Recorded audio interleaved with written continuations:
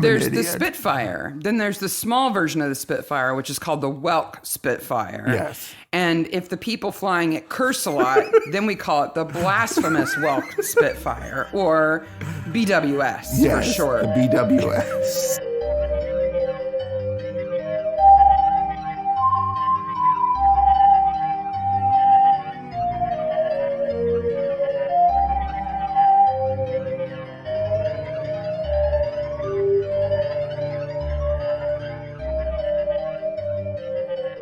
Hey, Maniacs. Hey, Maniacs. This is Midsomer Maniacs. Midsomer Maniacs is a podcast dedicated to the ITV series Midsomer Maniacs. Each week we dig through an episode of the show, including the murders, the mayhem, the loonies, and everything else we love. Love the loonies. Woo! Hope you guys had a great holiday. Absolutely. Still kind of in the holiday. We've got New Year's Day this week. Yeah, this is dropping on the 30th of December, so before your big New Year's Eve plans, thanks for listening. Was this the last week of the last month of the last year of the decade? Yeah, so I was talking to my son about this last night. Next week is next week, next month, next year, and next decade. Wow. Oh, I can't believe it's going to be 2020. That's so weird. But what a year we've had. Yeah. I got to say, just a really quick aside, that this year has been so spectacular for me in so many ways. I just am so pleased about the creative output, and the success of this show is certainly part of that.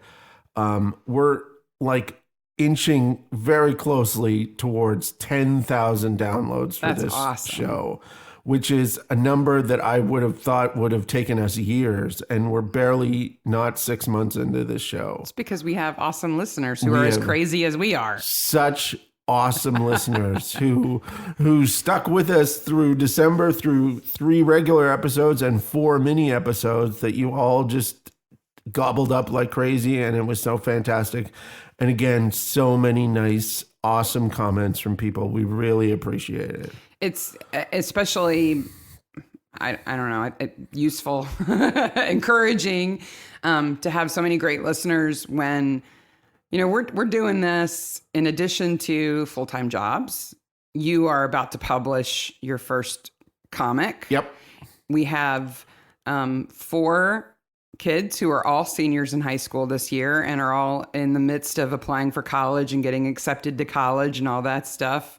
I mean, we've had a lot going on. And don't forget, I'm doing technical direction for a play in a month that I haven't done a real lot of work on. Yeah. But the month of January is going to be insane. So, but needless to say, there were a lot of reasons why we might have stopped taking the time to do this. But we had such a great reception almost immediately that it's like, how can we not do it? We've got people who are actually listening, and that makes it so much more fun to do.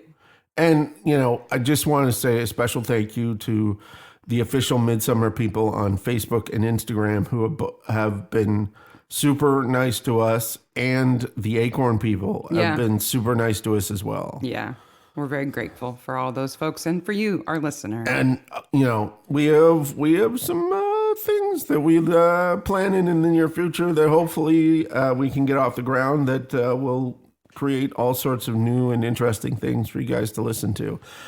But this week we have one of our favorite episodes, which is... We could easily say that at the top of every episode. This is one of my favorite episodes of Midsomer. You know, actually, because I already did the research for the next episode, which is the... St. Mally's Day? St. Mally's Day episode.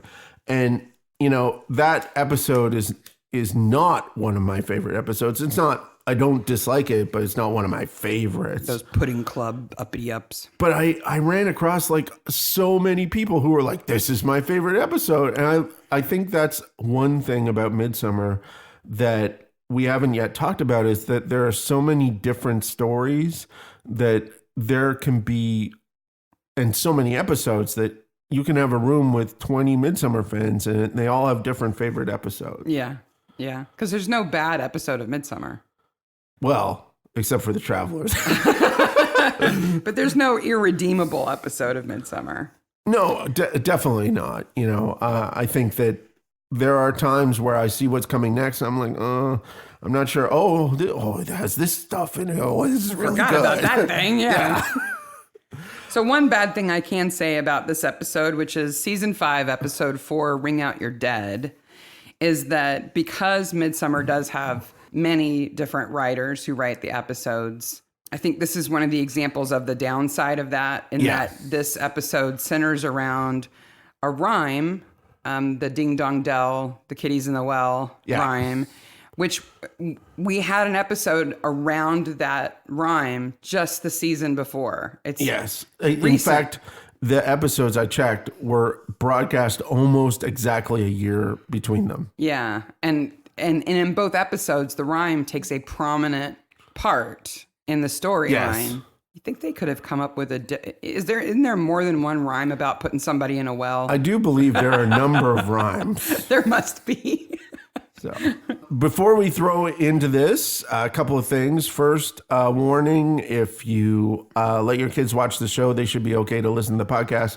But if the show is too much for them, the podcast probably is, even though this is a pretty tame episode. Yeah. It was filmed in June and July of 2001 and broadcast the 15th of September 2002 with 9.43 million views.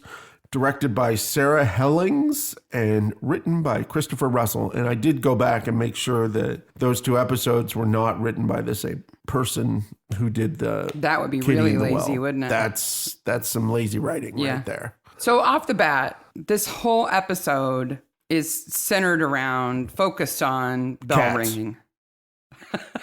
What do you mean bell ring? There's cats in every scene. There are cats all over the place. There are a lot of cats. I don't understand why there's so many cats, because cats are hard to work with. Cats are a bit more of a familiar topic to most people, I think, than bell ringing is, though. Maybe. So if we're going to introduce some people to some knowledge, maybe bell ringing is what we should focus on rather than cats. I will point out the cats. We'll talk about the cats. Spitfire is my favorite. But let's talk about bell ringing. So what do we call it? Are they bell ringers? Are they change ringers? Are they strikers? Weirdos? No. No.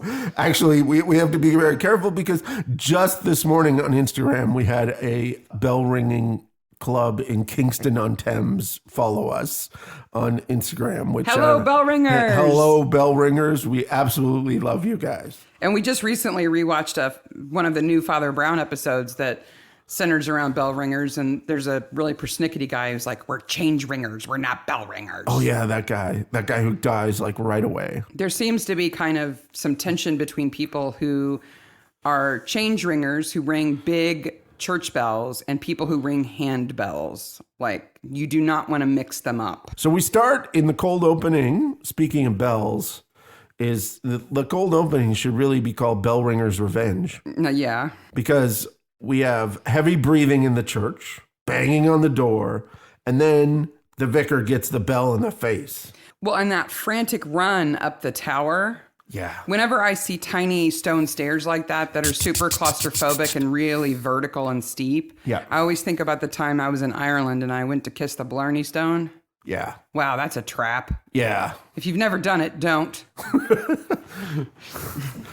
I was 18, but you have to go up a stairway just like that. But it also has people coming down the same stairway. Oh. So if you can imagine trying to pass one another on a stairway like that, and all tourists and, all of us Americans are a bit chubby. So we're all trying to pass each other on the stairs. And then they swing you out a window to kiss a stone on the outside of a castle. I like the scene in this cold opening with the shadows of the ropes for the bells, because they look so much like nooses. They do look like nooses. That was clever. I really like the lanterns on the end of sticks. Mm-hmm. They did a good job of going, this is old-timey without it being period-y. Yeah.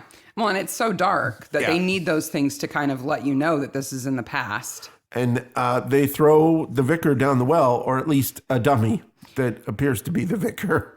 And again, there's a great filming technique here where they must have lowered a cameraman into a well of some sort to film up from the bottom of the well. It's a great shot. Yeah, the VIP of this episode already is the cameraman down the well. Who went down the well for a split-second shot. Yeah. But it's effective. So we're brought into the present, and Reggie Barton is there. And Reggie is one of my favorite characters. He is such a great actor. First of all, he is just a fantastic actor. If you want to see how great he is, watch the original Father Brown, the first episode, Hammer of God.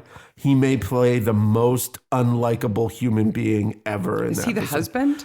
He's the brother of the priest. Ah, yeah. So Reggie's played by Graham Crowden, who was in a gazillion things, right? I mean, I could go on and on about all the things that he was in, but I try to focus on something that I think is interesting when I'm doing my research. So in this episode, he plays a guy who was in the RAF during World War II. Yes. And Graham Crowden was almost as old as his character was supposed to be. Yes. So he was involved in World War II. Okay. But he was young, so he was in the Royal Scouts Youth Battalion. Oh, that's cool. Rejoined in 1940. But he was discharged Uh-oh. because he was accidentally shot by his own sergeant. You imagine how mad his parents were? It's like you send your kids off to the Boy Scouts and the troop leader accidentally shoots your kid. Oh, jeez. Yeah. Is that why he had a limp? Maybe. It might be. I couldn't find out where he was shot, like in what part of his body he was shot. He always walks like his legs are locked. Yeah. Even when he's younger, he does that. I didn't know if that was like an affectation of his acting or if he actually had that trouble. But he's just fantastic at eating scenery. He just eats everything around him. Even when he's dead, he's awesome. Even when he's alone talking to the cat, he's awesome. fantastic. Yes. My favorite line of his in this whole episode comes right here at the beginning. He says, "Oh, you're inhaling dust along with wickedness." I looked it up because I thought it must be a quote. Maybe it's Shakespeare or something. No, it's all Reg. It's original. All Reg. It's original Reg. So we're given Reg, who is a beautiful character, who is awesome. And then right after that, we're given Peter Faulkner. Peter. Who is just like every time we see this actor, what's his name? His name is Adrian Scarborough. Adrian Scarborough, who is a great actor. Yes. He is very good. And both Midsommers he's in are really good. He's in 3. He's at what? He's in the this photography club one. Yeah, this that's one. Picture of Innocence. Yeah. And he's also in A Dying Art. What's the which is a 2016 episode. Oh, okay. Every time we see him, bell ringer. Bell ringer. It's the crazy bell ringer. He was in Gosford Park. He has a long history of playing manservants and butlers. Oh, I know he was in Gosford Park. He was great in Gosford Park. So good in Gosford Park. But he basically plays the same role. Yeah. In a show called Blunt Talk with Patrick Stewart. Oh. Where Patrick Stewart plays this kind of washed up British broadcaster who comes to America to reinvent his career and brings his manservant with him. Adrian Scarborough plays his manservant. Yeah. And there's one episode of Blunt Talk where Adrian Scarborough is in drag and it is hilarious. He is like, again, I try to watch sometimes like videos of these people being interviewed. And again, just the warmest, nicest, friendliest person. But like, I think they gave him direction that said, you need to play this part as if bells are the most important thing, not only to you, but to the universe at large. Yeah, like you can't overplay the importance of bell ringing. Because he is just so over top. It's beautiful. But one of the notes I have for this episode is that there are a lot of very well-developed, kind of nuanced characters that you like and dislike at the same time. Yeah. And it's difficult to say, oh, that person is a bad guy or that person is a good guy. Reggie is a perfect example. Reggie's one of those. Yeah. Like he genuinely loves his nephew. Yeah. He is genuinely kind to the people that he likes. Oh, and he's smart. And he's very smart. And yet he's a curmudgeon and a bully. And Peter is another one. Like, but he loves his cat. Yeah. And they both love their cats. Yeah. Because, cats. Peter is absolutely obsessed with winning a bell ringing competition. But the reason why he's so obsessed is that it's in his family. His family Yes. has always been bell ringers. Yes. And they haven't won for a long time. So he wants to do it for that. I mean, they're really the same person, right? They're obsessed with tradition, and they're obsessed with winning and being right. And they put against each other, create an interesting story because you don't know who to root for there. but Peter also comes across as almost being sociopathic, Yes. because even when somebody's just been brutally murdered, the first thing he thinks of is, how is this going to affect our bell ringing? Well, I think he is sociopathic, and that's okay. He's one of those sociopaths who doesn't kill people or hurt people, just gets obsessed with bells. Right. And so can be insensitive. Yep. Like the Mushroom Man. Yeah. So we've got Reggie, who's first, and then we've got Peter, the leader of the bell ringers. And then we've got Emma Yes. and Liam. Yes. Emma and Liam are engaged. And then we have Francis And Marcus. and Those Marcus. are the ringers. Well, no, you And left, Greg. You left out Greg, who Yeah. enters the story next. Yeah, because he's in bed with Rosalind and Sue catches him. I'm not even going to make any notes about Sue Tutt, who's played by Claire Holman, because we've already talked about her once, and she'll be in another episode. We love Claire Holman. She's fantastic. She's great. She does a nice, understated part here. You know, I think she does a great job. And she consistently plays good people, right? She's just a good person. Yeah. She's eager to get rid of Greg because he deserves to be gotten rid of.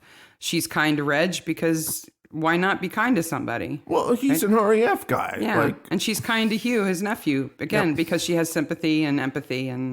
But Greg wronged her by sleeping with Rosalind and everybody else, or at least trying to. And then has to show up at bell ringing practice with a pink bathrobe on because she's thrown all of his clothes out. So Rosalind Parr is a trope, right? Yes.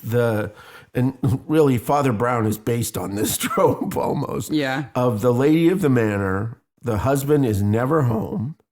She has affection for the husband, but no real love.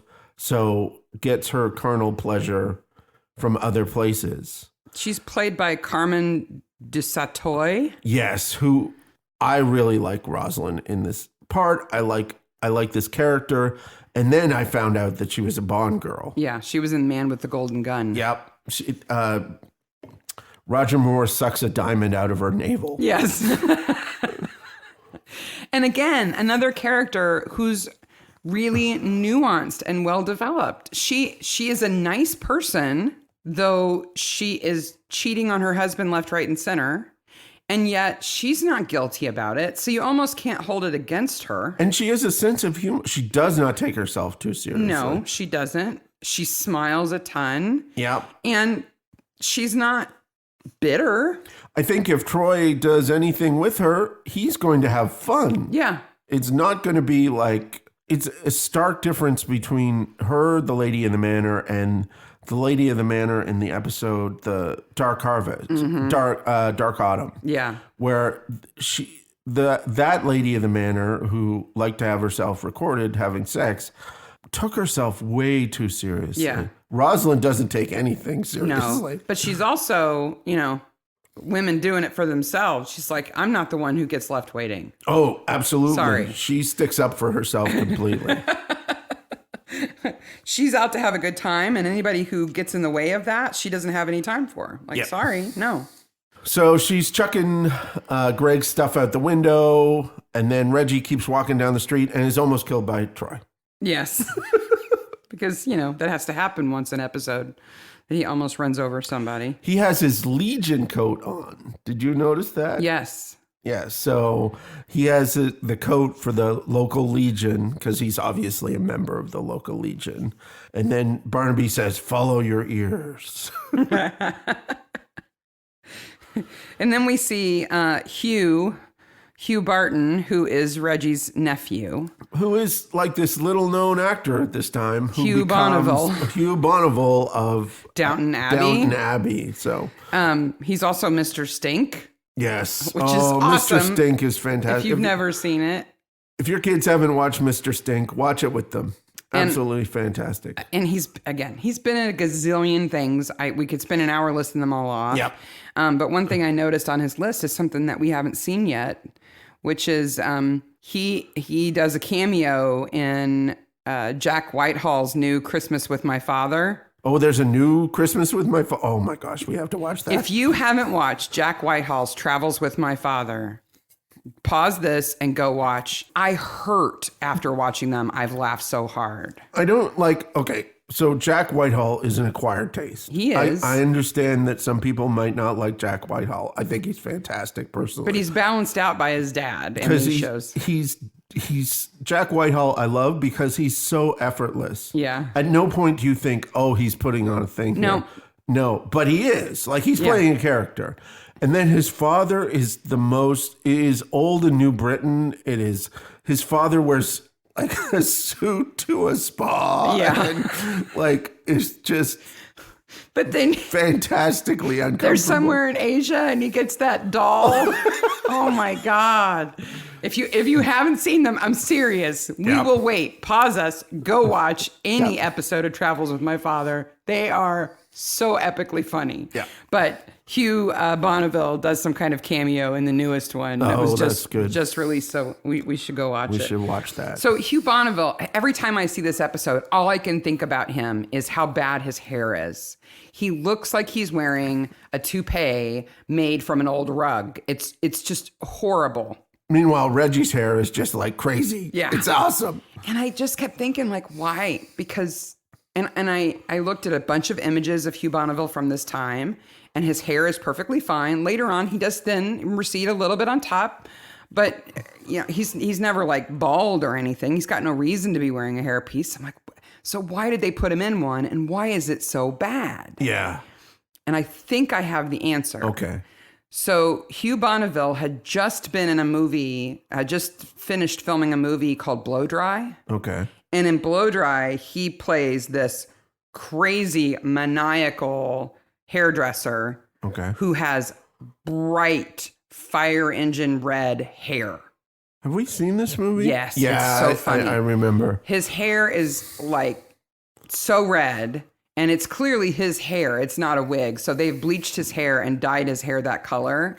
And I think after that, either his hair was a bad color for a little bit or he cut it all off to start over. Could have been either. And in either case, that's why they put him in a hairpiece. Because Hugh Barton would be a very different character if his hair was like pink. Yes. Because it was fading from being bright red. But Hugh Barton, the character, also is the kind of guy to have a hairpiece. Yeah, he is. I think the whole thing works. But it's and maybe that's why they gave him such a bad one. Yeah. Because it's supposed to be bad. I don't know.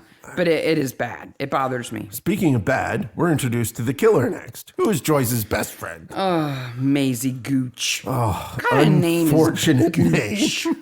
It suits her. I keep calling her the Gooch in my notes. She's the church archivist. And the killer. Who constantly looks like she's been rubbing her eyes. I don't know if the actress has allergies or what, but it suits the character really well that her eyes are always kind of pink around the edges. Makes her eyes look a little bit more insane. She doesn't get really insane to the last scene in the church. She's kind of nice up to her. Yeah, nice, but weird. Well, and at one point I'm like, what? Yeah. And we'll talk about that. Troy's in the church and he's reading a bunch of stuff on the notice board. So, of course, I have to read it all. Oh, what'd you find? So, Midsomer Diocese Guild of the Bell Ringers, that's the annual striking competition. On the 9th of June in Mid-Mallow Village Hall at 7:45, there's a resolution meeting and cheese and wine. Oh, resolutions and cheese and wine? Yes. Nice. Also, I guess the church offers care and help for friends of the church. So you can volunteer in the church to help out other people in the community doing things including, and this is all on these signs. Okay. Gardening, property maintenance, carpentry, clothes alteration, repair, available 24 hours, a member of the UK Home Carers Association, fully licensed with the Ecclesiastical Insurance Company. That's nice. Yes. If you're an old person and you need some help and somebody from the church shows up to give you a hand, you want to know that they're not there to actually steal your silver. Also, the 10 o'clock club meets on after Sunday school at St. Catherine's Church in Midsomer Maniacs. All are welcome. I'm guessing they meet at 10 o'clock. Yes. That's good. That's good. This episode has some really great signage. Like, they do a great job with the production of this episode.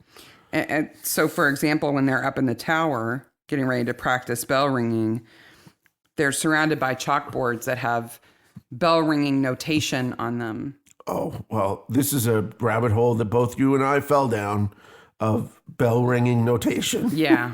I couldn't get very far, though. I got kind of stuck. It was amazing to me how much bell ringing notation ends up looking like knitting patterns after a while when I was, because I knit a lot. I did notice that also. Yeah. But it's complicated. So the first in the creepiness of this episode is Creepy Troy. Because he's checking out Emma. Not even trying to hide it. Nope, there's a midriff. I'm going to stare at it. He walks up to the door and he just stares. Emma Tyso is played by Lindsay Marshall. Yeah, who's like probably 50 by now. She played Cleopatra in Rome. She's also in a new Agatha Christie movie that should be out now called Agatha and the Curse of Ishtar. Oh. She plays Agatha Christie in it. Oh, cool. I thought she wanna did see that. fairly well in this. Oh, yeah, she's a good actress. So Tom's mean to Troy. Tom's grumpy in this whole episode. Yeah. There's a striking competition. You'll be in line yourself if you don't shut up.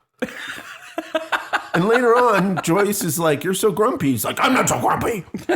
Okay, if you're saying I'm not so grumpy, you're grumpy. Maybe he's grumpy because there was a killer in his house. Maybe. Troy tells Barnaby that Peter Fogden was up there, and he calls him a jobsworth. Do you know what that is? No. A jobsworth is a person who uses their job description in a deliberately uncooperative way or seemingly delights in acting in an obstructive or unhelpful manner. The term can be applied to those who uphold petty rules even at the expense of humanity or common sense, which makes sense. Like he's the person who would be like, you can't have another light bulb because you've had a light bulb already this year. Yeah, because he's a maintenance guy at the police station, right? But we don't see him doing that. No, but he definitely likes the fact that he's associated with the police, even though he is not involved in law enforcement whatsoever. But not police. Yeah. He also runs bets out of his little office. Well, he's a bookmaker among the police, but he also places his own bets because he and the other bell ringers win on ring-a-ding-ding. Yes. The aptly named horse. Yes, of course. They bet on that horse. That all rhymed. Yes. Of course they bet on that horse. So there's this bell ringing scene where we kind of figure out the pecking order in the bell ringers, but there is a ton of jargon in here. Yes. And it's like the writer was like, now, I think this writer, first of all, actually knows about bell ringing. At least enough because they've studied it to do the episode. Yeah. I did check because at this moment, I fast forwarded to the end of the episode to see if there was a bell ringing consultant. Mm-hmm. The episode, there was not. It wouldn't surprise me if there was, though. There was not. I double checked. But the jargon all seems pretty natural here. Yeah. Too. They do a good job. It looks really hard. Yeah. Physically difficult. It's physically difficult. Francis falls over at the end. Well, and then we learned that the shortest songs they play are 15 minutes. Oh, we'll get to the length of bells. Like, it's crazy how long they play those bells. I don't know why they play so long. Bell ringing is a calling. I'm not going to call it a hobby because the folks from Kingston-on-Thames might send us a nasty note. But the calling of bell ringing is complex and interesting. What I found interesting in the cold opening and then when we meet the bell ringers is that they're not necessarily religious people. No. Some of them don't even go to service, and yet they ring the bells. Yes. So maybe it's more of a musician's calling than a religious calling. I would have assumed before that if you spent that much time ringing bells, it's because you really love church. Yeah, I can see that. But that may not be the case. Yeah. I wonder if they're the heaviest musical instrument to play. Oh, they've got to be. They're almost half a ton. What's heavier than a bell? Yeah. That's interesting. There's another hole you can fall into. What's the heaviest instrument? So I have a big problem here. Okay. The Gooch is only talking to the Barnabys at this point in time. Right. And we're supposed to realize that the Gooch knows that Greg has been thrown out of his house and that he went to the manor to be with Rosalind. Because the Gooch hand delivers a note to them. Mm-hmm. But like, it doesn't show her following him or anything. How does Maisie Gooch know that Greg is at Rosalind's? I think we're supposed to assume that it's just a small village. And everybody knows that he got caught with Rosalind. So that would be where he would go when he got thrown out. Where else is he going to go? Yeah. He's not going to stay with Marcus. No. No. Nobody's going to stay with Marcus. With his velvet suit. His velvet suit and his shrine to Emma. So I thought the scene in Peter's office with Ring-a-Ding-Ding was much later than this. It's early on. It's really early on. It has the smallest color television in 2001. Yes. They must have ordered that special to get that color television. And he has pictures of racing horses posts on his walls. I noticed that. And so they win $30K in... Between 6 people at 100 to 1. At 100 to 1 in 2001. So that is roughly... $63,000 US today. Wow. That's a lot of money, even divided by 6 people. Yeah.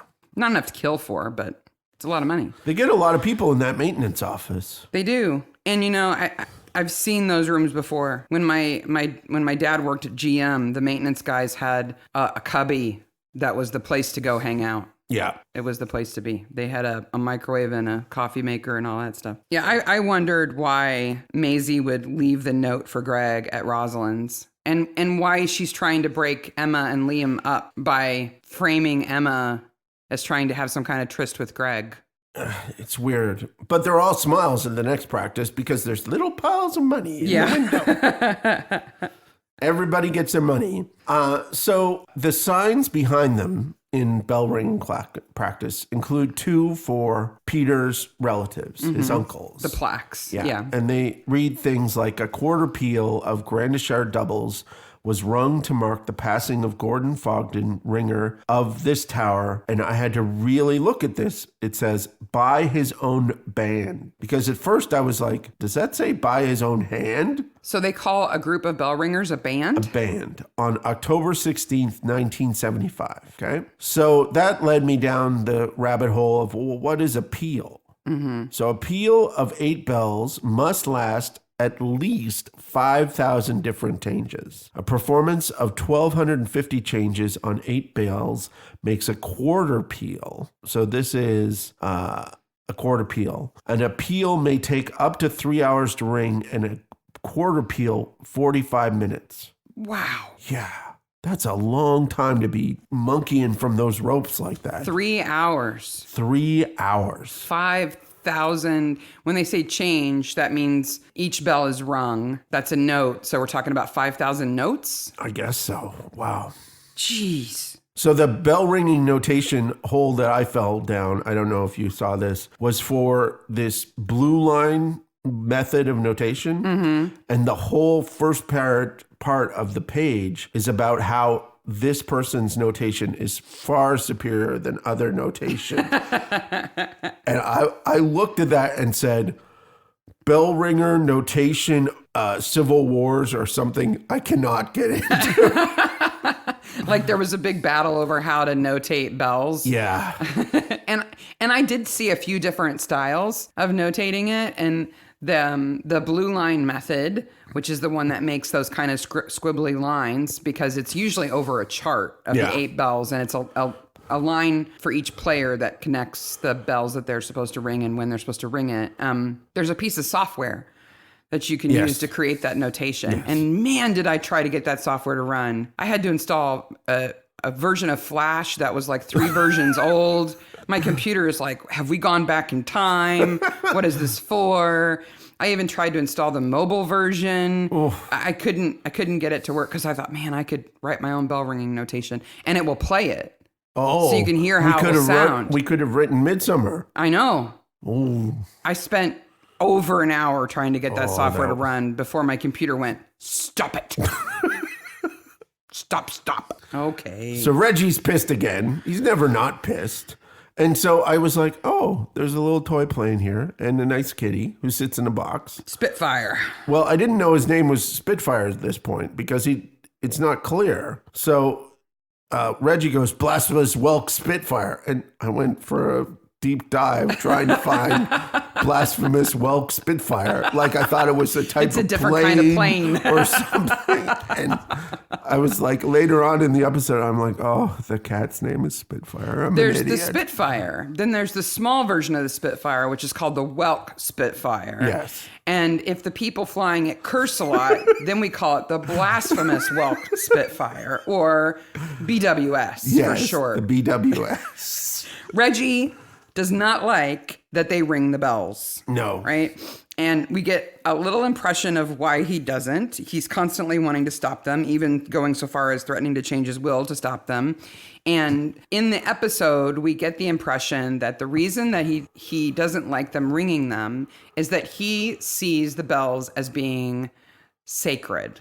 And so they should only be rung for that purpose. Yeah. Right? And the fact that they're doing it for a competition, the fact that they ring to celebrate their gambling win, he finds extremely offensive. And his whole life is centered around stopping these people. And I was like, I don't know if those are enough motivation for him to be that obsessed. It's all very religious based for him. Yeah. But he doesn't seem that pious. Yeah. So I found that it was like, there's something missing there.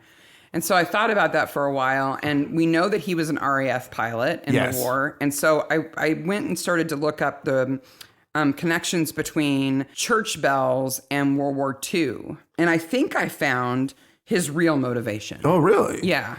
So, and it took me a little bit to find this. I even had to read some scanned, handwritten village church notes from the 1940s. We do deep dive research. We do.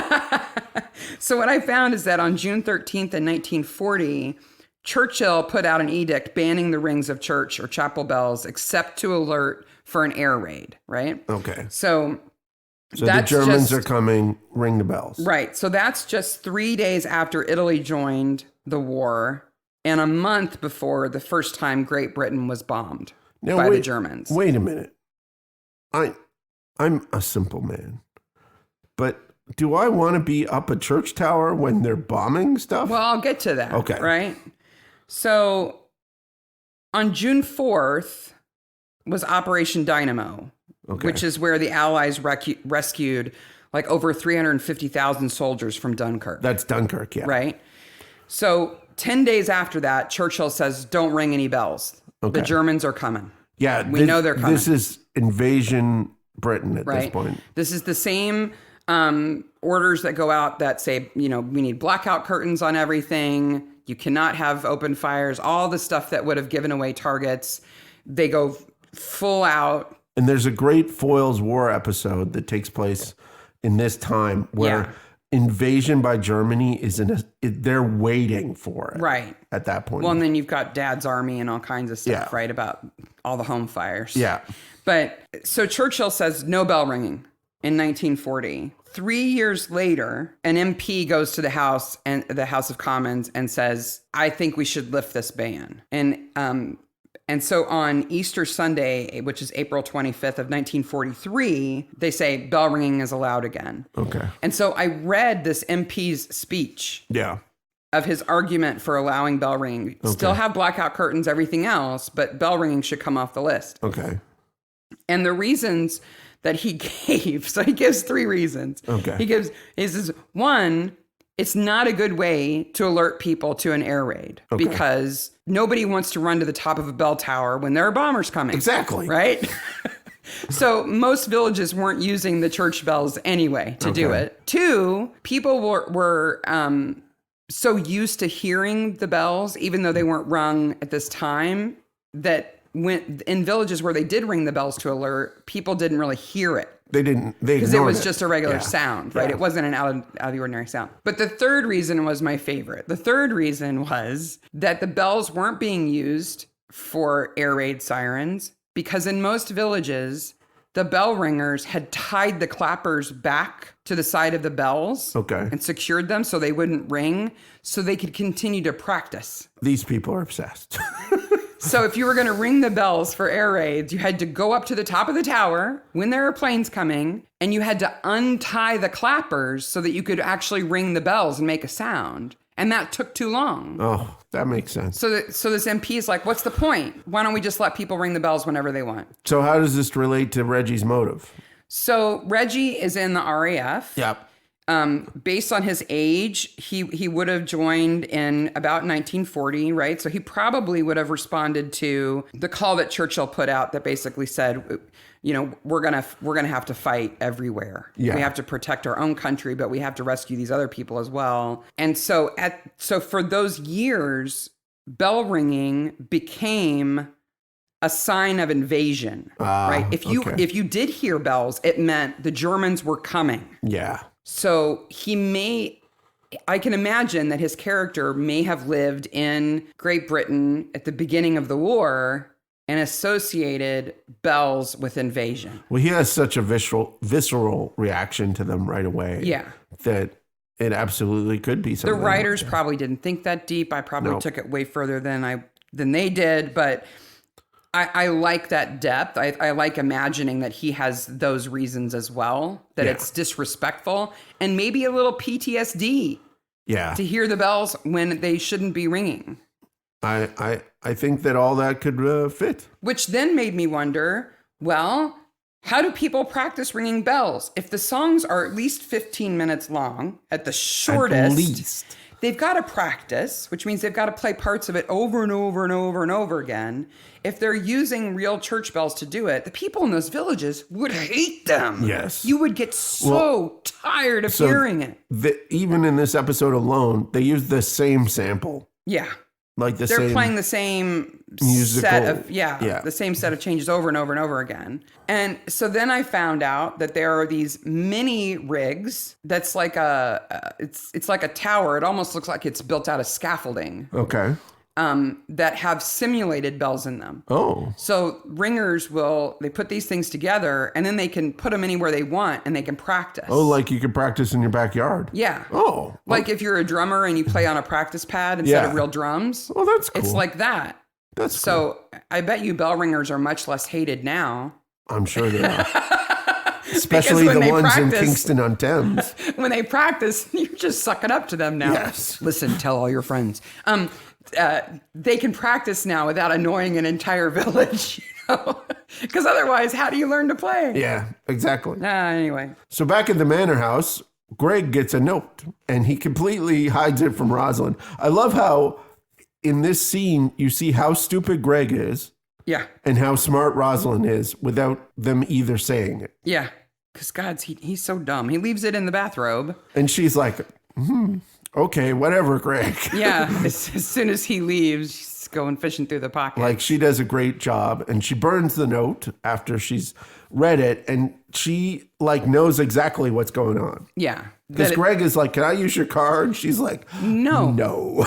You overstep, sir. Yeah. Peter's at the cop shop and he talks to Barnaby about the bell ringing time. So, of course, I went in search of the bell ringing times. Is this a newspaper or a newsletter? I could not find any bell ringing time. You mean they invented something for a Midsomer? They did indeed. Crazy thinking. But I did find the Central Council of Church Bell Ringers, or the CCCBR, which have a fantastic little website. I bet you they just call it the Triple CBR. The Triple CBR.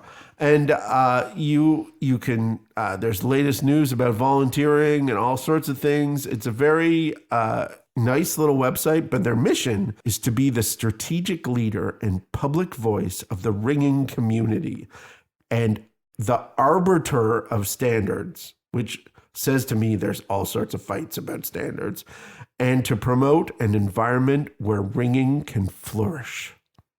They made that rule about how many changes are required. Oh, they did.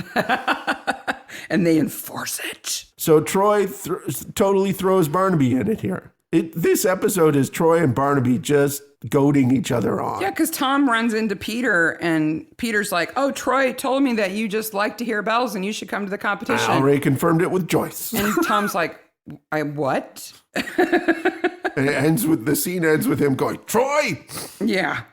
I'm not grumpy. So then we can jump to the bell ringers practicing again. No, we have to cover the scene with Maisie where she says the thing that made me scream. Okay. We haven't even got to the first murder yet. I know. Okay. So Maisie goes, why can't they just live and let live? Okay, you're killing them or about to kill them. She can't do that, but other people should. Reggie stops the bell ringers, or tries to, and Liam shifts him. Gosh, he just manhandles an old man. Yep. With a cane and everything. Yep. Then, so Greg is up in the bells, right? Dead. And he's dead. Yes. And they start ringing. And That's the blood squirting out of Greg. The blood starts coming through the rope hole onto Emma. Which I think is a really clever thing. It is. It wouldn't work like that. It's dramatic. But what does she do? Looks up with her mouth open. I just am like, I just want to scream, shut your mouth! don't eat the blood. Step away and shut your mouth. And of course, Peter immediately resents Greg for dying. How could he do this to us? Typical Greg. And when Barnaby's leaving the church, so Barnaby is at the church. And so he goes to investigate the body first. And he sees that he's been shot and stuff like that. And then the next shot of Barnaby is him walking out of the church, rubbing his hands on his clothes. I'm like, did you get blood on you, Tom? Remember, you inhale dust with your wickedness. It's probably dusty up there. So he's rubbing the dust off. So I'm not as perplexed by Maisie leaving a note for Greg at Rosalind's. I'm more perplexed by Maisie thinking that it would be believable that Emma would leave a note for Greg at Rosalind's. Especially the note that Emma, the actress who plays Emma does a great job of being plain. Yes. And naive. Yes. Innocent, right? And the letter is like, dearest Greg. Yeah. But if you wanted to have a fling with a guy before you got married, would you really go and leave an invitation to him at the house of the woman he's currently sleeping with? Yeah, there are all sorts That's of problems dumb. with that. And then why, it's just convenient that Greg told Marcus, because if Greg hadn't told Marcus, no one would have known about the note. Yeah. And how Marcus and Greg just happened to run into each other in Coston. Yeah. And Greg just happened to tell him. I don't know why he would. Yeah. Because anybody who looks at Marcus once knows he's in love with Emma. Yeah. So if Greg told him, it was only to flaunt it and rub it in his face. And Liam goes nuts. Yeah. He goes a little too nuts. Yeah. I don't like how he's He with them. physically threatens Emma. Yeah, I don't like in that. church. Yeah. And But Troy saves the day. he's a 'cause violent. Troy is super. Yeah, and nowhere is Liam anywhere violent like that again. I think it's inconsistent with his character. Inconsistent. Troy is off to see Rosalind. I'm between lovers at the moment. The The last one died this morning. I don't think of such I don't deal with money, especially in such small quantities. Yeah. She totally lies about the notes. We were just carnal. Yeah. And she totally, Though she did shred his clothes. Why did she bother to do that if she doesn't care? because she's saying she doesn't care. And Troy is completely freaked out by this whole entire thing. Wouldn't you be? Yeah. Plus, he's in her bedroom at that moment. I think he knows he's in the lair. And he better get out. And Barnaby goes to go see Sue, and Angie, who is the weird character in this episode, fills him in with all the information while creepy Peter stands outside. Yeah. Looking in the window with his wide eye. Well, not only does Peter look inside, but Hugh's always lurking across the alley in the shrubs. Dried up poison-tongued harpy. Peter doesn't care about Emma's round bits. Well, and he says, oh, Angie probably said something bad about me because I turned her down for the bell ringing team. Because, that's all that's important to anybody, right? So her whole life is now besmirched by the fact that he wouldn't let her be on the bell ringing team. Greg had good hands and stamina. I love when after Emma dies and they're in the tea shop and Peter's like, well, hey, Angie, good luck for you. Now you can be on the team. And she's like, oh, go to hell. Yeah, I'm surprised she just doesn't say, F off. He expects her to be like, ooh, can I please? Yeah.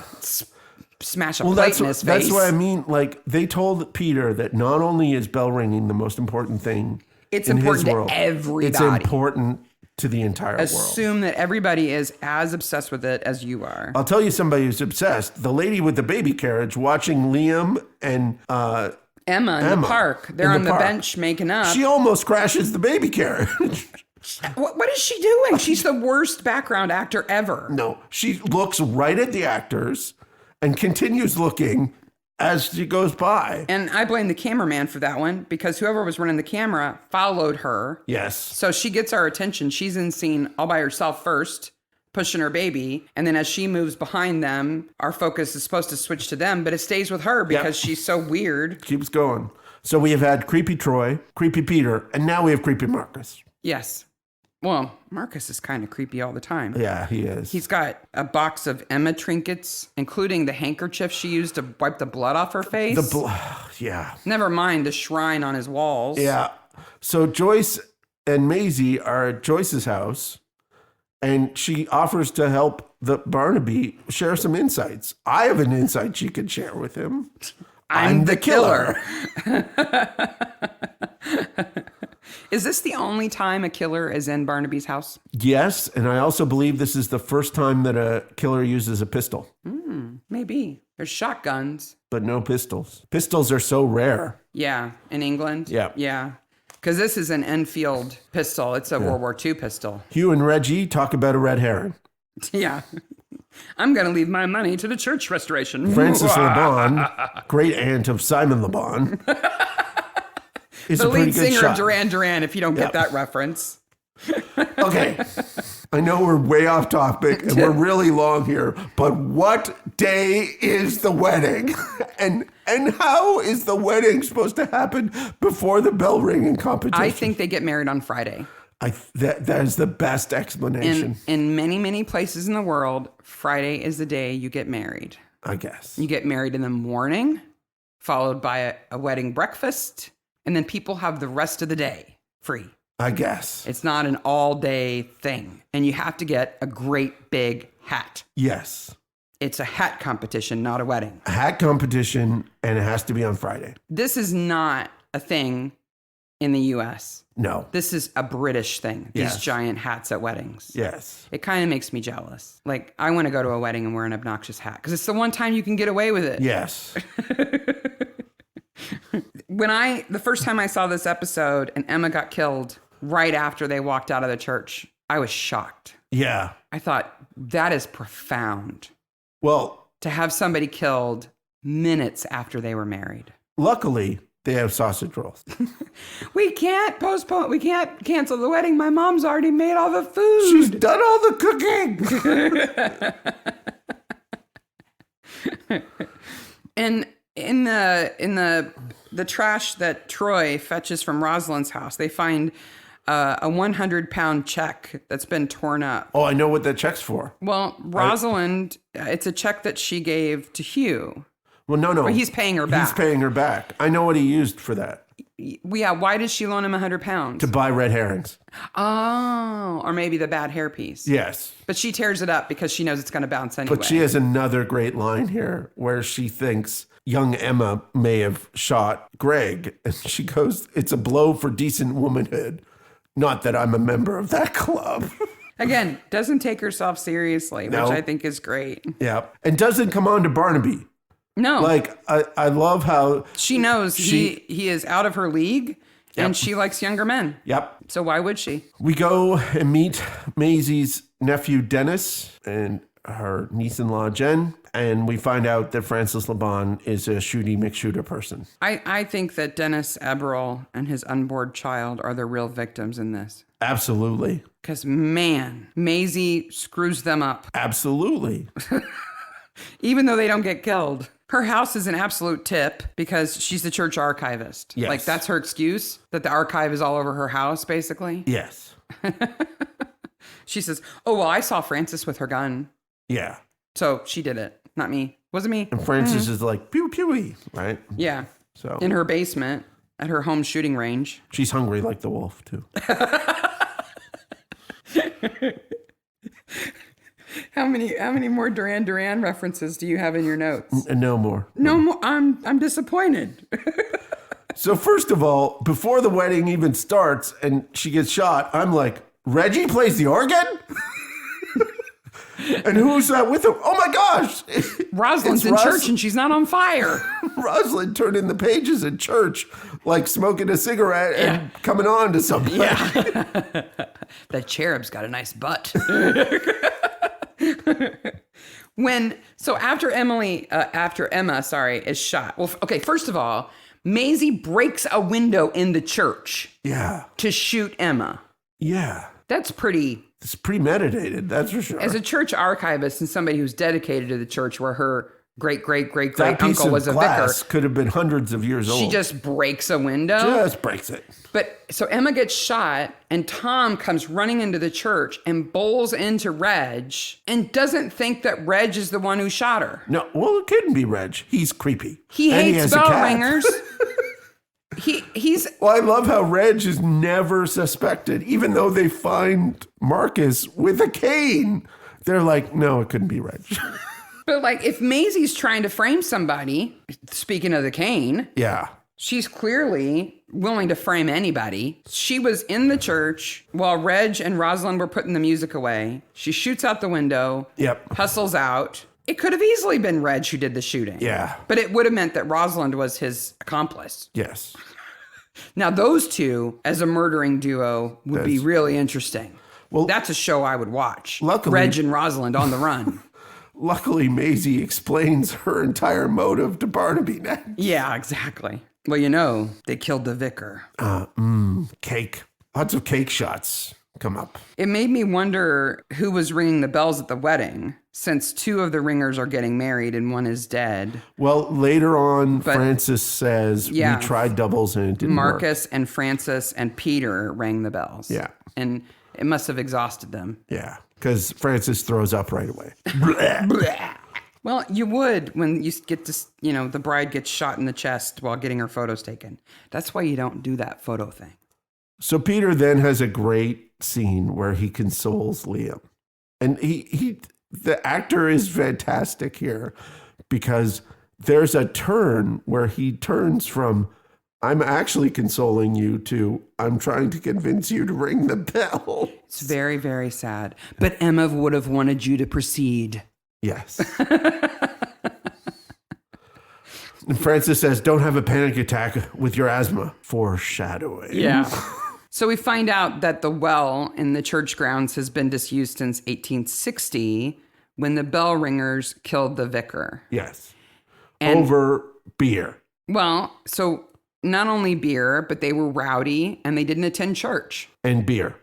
This and whole thing is over beer. They had beer up in the bell ringing chamber. Yes. So they were drinking and ringing the bells, and the vicar wanted him to stop, so they killed him and dumped him in the well. That's a bit extreme. I think so, too. And even in 1860, old-timey time. And I think a bit ineffective because there's just going to be another vicar. Plus, it's not a very good view of bell ringers. No. One of them sleeps around. One of them is kind of violent towards his fiance. One of them is mentally broken, asthmatic, and panicky. One of them loses guns and doesn't report them. And even in old-timey, they were rowdy drunks. Yeah. I think bell ringers are a little classier than that. And I'm not just sucking up to those people in Kingston. Oh, I agree. Marcus is sad in his blue velvet suit. Oh. Because he was an orphan. So the killer cam following Marcus here is laughable. We're supposed to expect that Maisie is creeping along behind him on this path like a cartoon character. And then dodges into the trees with her camouflage sweater. I think she's got the full-on face paint and everything going, and probably got some twigs in her hair. This is one of my least favorite deaths. I want to see a picture of Maisie in that shot. She uses a cane to push him in. He dies instantly, even though he got to his inhaler. And then the note comes out of his pocket and floats down the river. The notes, I hate that it's the same poem, and I hate the notes. So are we supposed to believe that Maisie stole one of Reg's canes to shove him? I guess. That's how could she know that that's where he was going to fall down? I don't think she could know that. I think maybe she intended to beat him to death with it. Maybe. Like, assuming if she scared him, he'd have an asthma attack, and then she could pummel him with the cane until he was dead, which would be a much different death than going face down in the water. But I do believe that somebody having an asthma attack, even if they just take a hit off their inhaler, they could pass out. If you pass out face down in water, you're dead. I guess. That's it. You know who else is dead? Reggie. And wow. Like, I'm like, is he actually dead there? Well, and what's sad is Graham Crowden dies like a year after making this episode. So that's kind of creepy. It is. But man, does he look dead. He looks really dead. Like no makeup dead. He's super pale and his eyes aren't completely shut. No. And Hugh does his best to look completely suspicious. Well, I was over here fluffing up my uncle's pillows, and I found him dead. I think Hugh genuinely loves Reggie. Well, I think at this point that comes through. Yeah. Yeah. But just remember, this is still happening on the day of the wedding. Days really get screwed up here. There's a lot happens during these days. Reg dies, Marcus dies, Emma dies, same day. So they have the wedding in the morning, and in the afternoon, while he's still in his wedding suit, Liam's coming to the tea shop saying, I guess I'll ring. Hours after his wife was shot.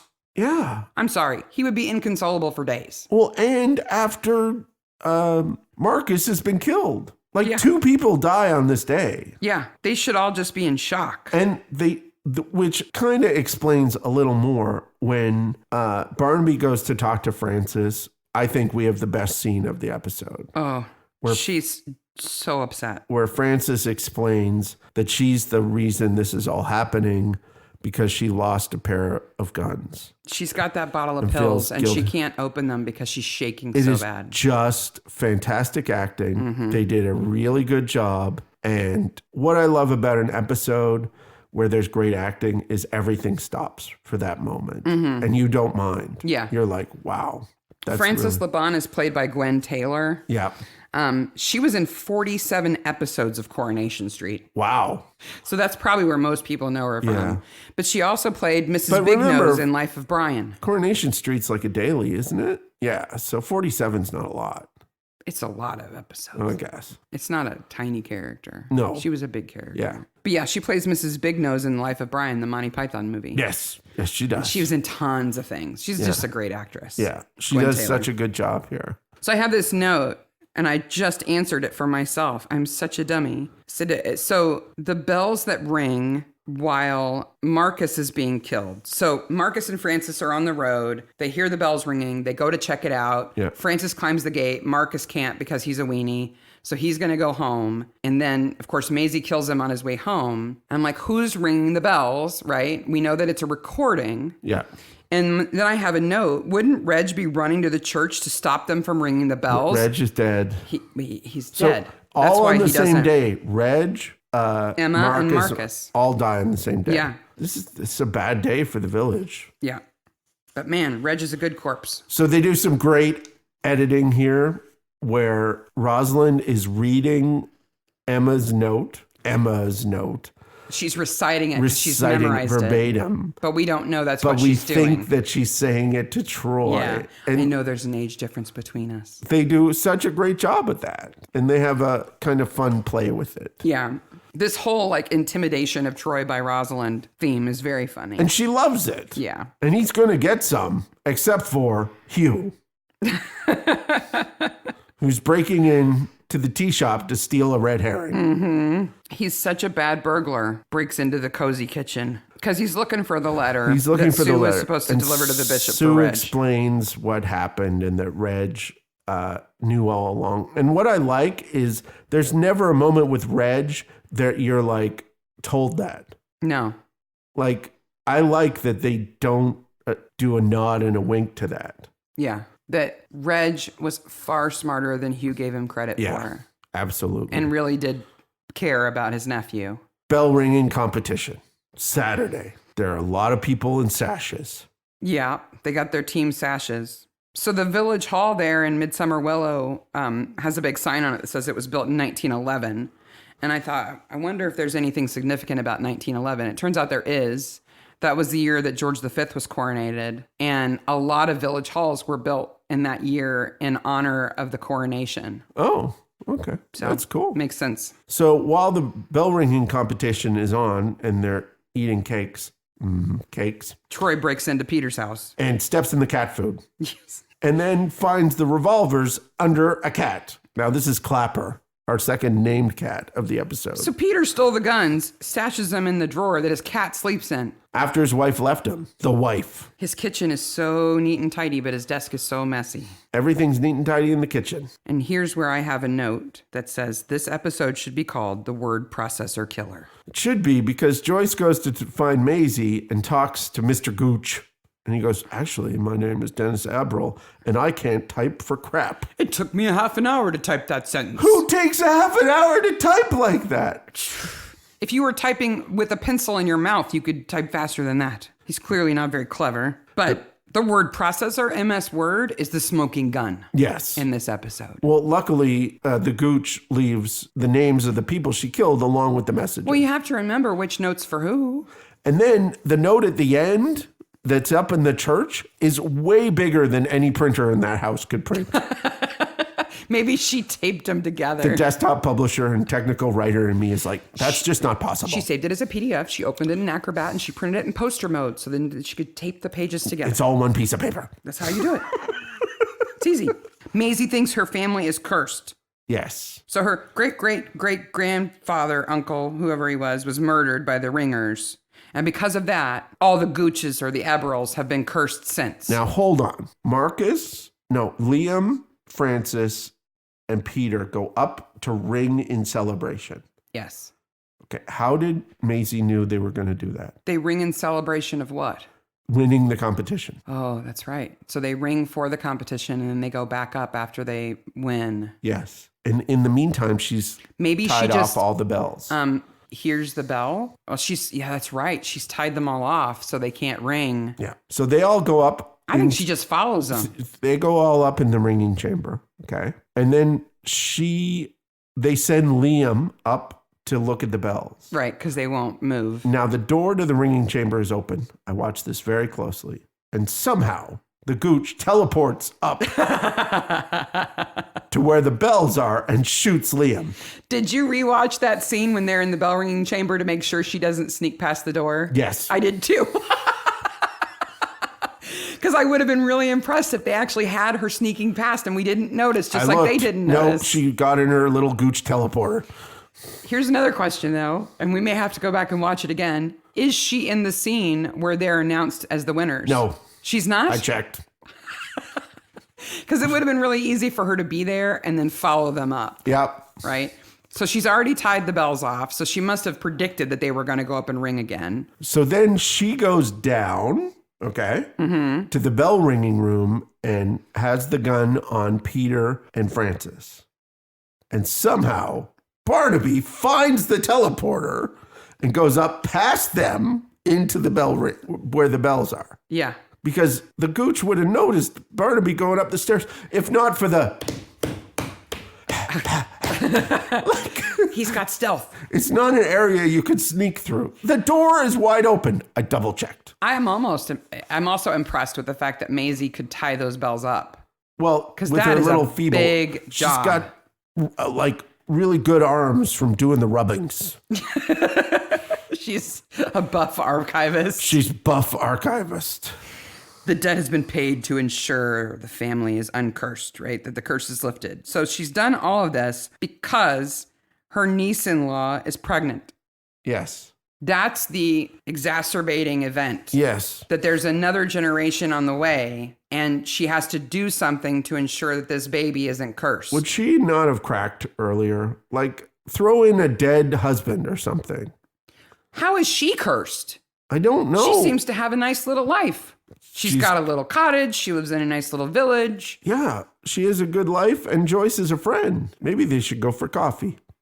There's a killer in my kitchen. Meanwhile, Troy gets hit in the face by one of those ropes. That would hurt. It would. It would hurt. I think they do a good job on the makeup. Man, if Maisie loves her nephew, she sure does screw him up. Yeah. He and his wife are standing there, and they now realize she killed all these people for our sakes. Yeah. Now, that doesn't make them responsible, but it sure does put a shadow over them. Yes. You know? And Rosalind tends to Troy, and Barnaby takes a phone call. End of episode. And a teacup. Yeah, he steals the teacup. They hand him a cup and saucer, and he just goes walking down the alley with the cup and saucer. Do. What I really like when Sue says that she's going to employ Hugh as a pastry chef. Yeah. And when the camera pans to Hugh, there's a cuckoo in the background. Cuckoo, cuckoo. It's like a little comment on him. So after the credits, Hugh's a pastry chef. Hugh and his girlfriend have lots of money. They got all of Reggie's money. Plus, if they can find it, they got the $5,000 from Greg because she's still married to Greg. That's right. Legally. Yeah. Well, Greg's dead, but... And he gets to be a pastry chef now. So he's okay. Sue and Angie are okay. Maisie goes to jail. Yes. Peter, I think, loses his job. I would think that he would get fired for stealing the guns. Those pistols. Yeah, and not reporting them. Francis, sad. Liam, Sad. Maisie, prison. Sad. Poor nephew, sad. Rosalind, no change. Troy gets some action, I think. At least he gets some pampering. Yeah. And poor Joyce says, well, there goes another hobby. Yeah. And that's it. I guess I can't be a brass rubber now. Killers. Damn it. They ruin everything. They ruined everything. Okay, so now corpses. Greg, Emma, Marcus, Reggie. I think we both agree. Reggie. Hands down. Hands down. Best corpse. Absolutely great actor. Great dead body. He's epic. He's practicing. Oh. That's rough.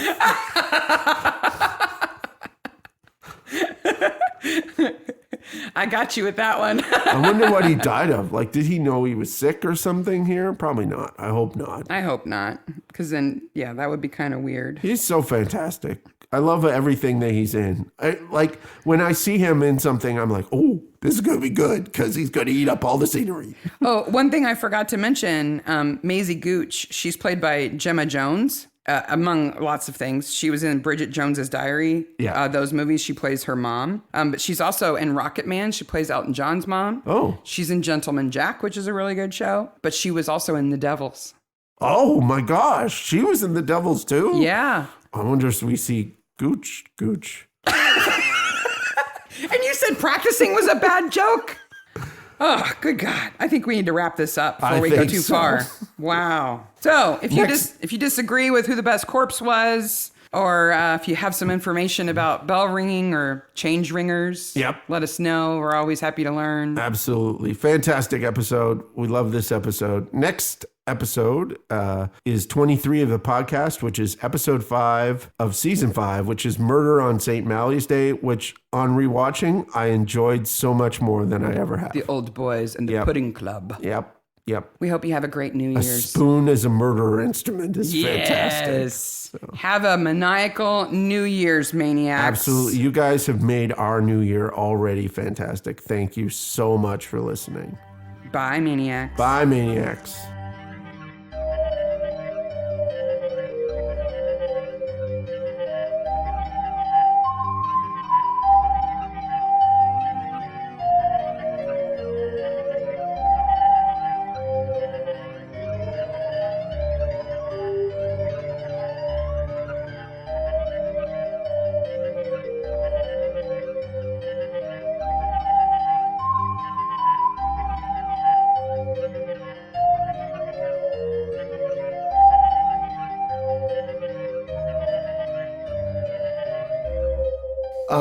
Then there's like this scene that is good because it shows what? Of course they bet on the horse. That sounds like the theme song from Mr. Ed. Yes. Who's a horse? Yes. I didn't mean to do that. It's okay. Yeah, of course it's okay. It was funny. And unintentionally. Yes. Whatever.